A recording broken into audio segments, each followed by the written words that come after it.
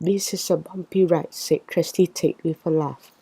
She and her best friend Rachel Water the dog as they bounced up and down. Trusty's Aunt Helen patted the dashboard. "I love this old Candyland van," she said, "even if it is a little noisy and bumpy sometimes." Candyland was the candy factory just outside Banterbury Village, and Aunt Helen was lucky enough to work there.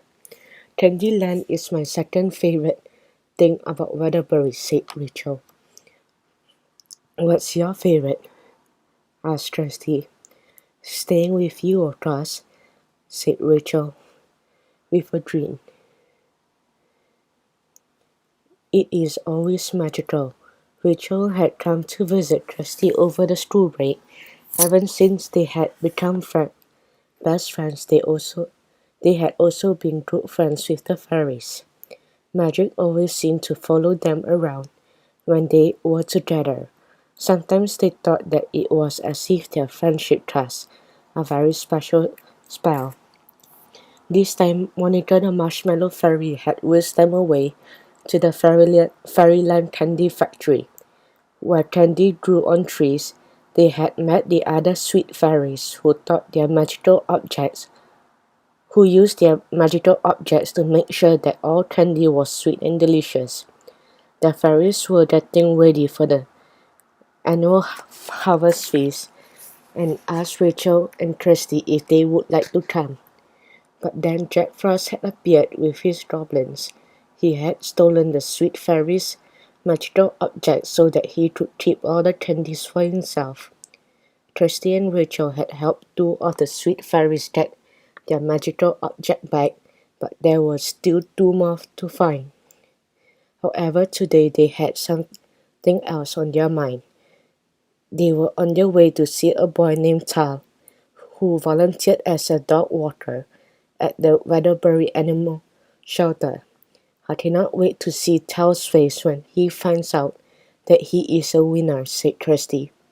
Candyland had been giving its Helping Hands award to young people who did helpful things in the community. The girls had been helping Aunt Helen surprise the winners with special bags of Candyland treats. "What is inside Tal's Candyland bag?" Rachel asked. "Jelly beans," said Aunt Helen, smiling. "Yum, I love jelly beans," said Kirsty.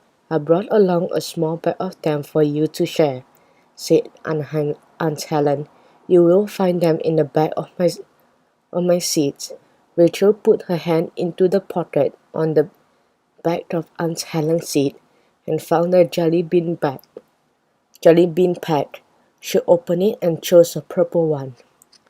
"Grape is my favorite jelly bean flavor," she said, holding the bag to Kirsty. "Mine's strawberry," said Kirsty. "Choose a pink one." "Thank you so much, Aunt Helen." Just then, Aunt Helen turned down a narrow, rutted lane.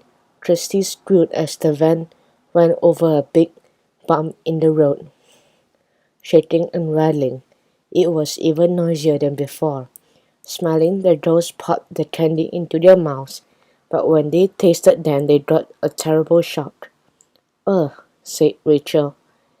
"Yuck," said Kirsty. Rachel pulled a tissue out of her pocket and both girls put the jelly beans into it. "That wasn't strawberry flavor," said Kirsty. "It tastes like sour milk." "Mine was like rotten eggs," said Rachel. "Oh no, what if Tao's jelly beans taste bad too?" "They are bound to," said Kirsty. "This is all Jack Frost's fault." They exchanged a worried look and then glanced at Aunt Helen. Because of the noisy van, she hadn't heard anything, and that was lucky because the girls had promised never to tell anyone about the fairyland or the fairies. Rachel and Kirsty knew exactly what was wrong with the jelly beans. The sweet fairies were still missing two of their magical treats. Without them, the harvest feast would be ruined, and so would Tao's bag of jelly beans. The girls wanted to help, but they couldn't do it on their own. Suddenly, Christine noticed something unusual. The helping hand's bite was glowing. The pink and white stripes shone as if each jelly bean inside the bag was a tiny light. "That is magic," Christie whispered in excitement. Rachel's heart was fluttering. No matter how many times that she shared magical adventures with her best friend, every time was always just as thrilling as their very first meeting with the fairies. On Rainbow Island, smiling, she opened the bag and out flew Franny the Jelly Bean Fairy. Another magical adventure was about to begin.